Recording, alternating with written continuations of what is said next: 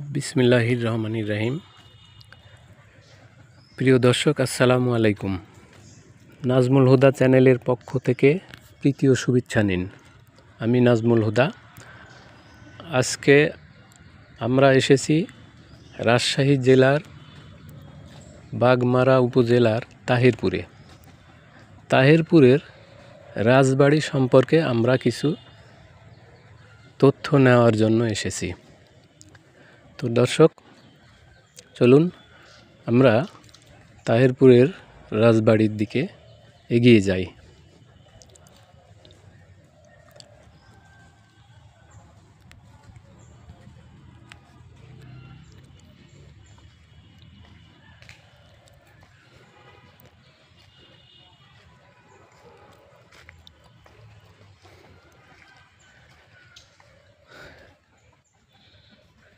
এই তো আমরা এসে গেছি তাহিরপুরের রাজবাড়ির সামনে।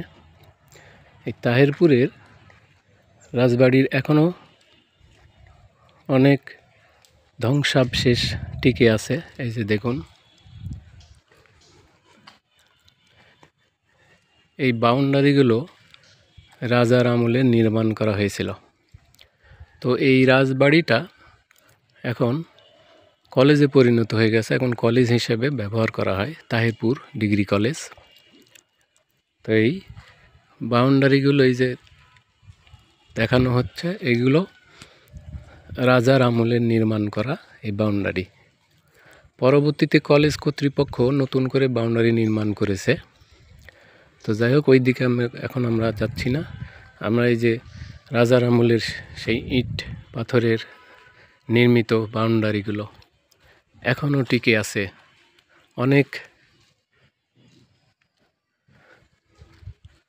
অনেকগুলো বাউন্ডারির সীমানা দেখা যাচ্ছে।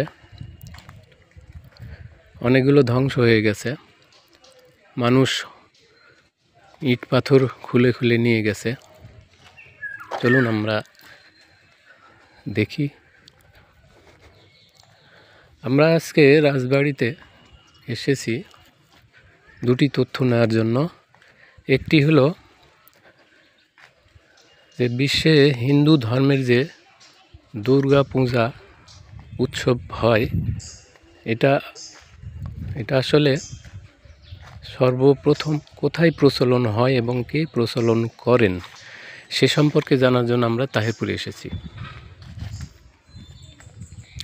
আমরা অনেক আগেই গল্প শুনেছি ছোটবেলায় যে তাহিরপুরের সর্বশেষ রাজা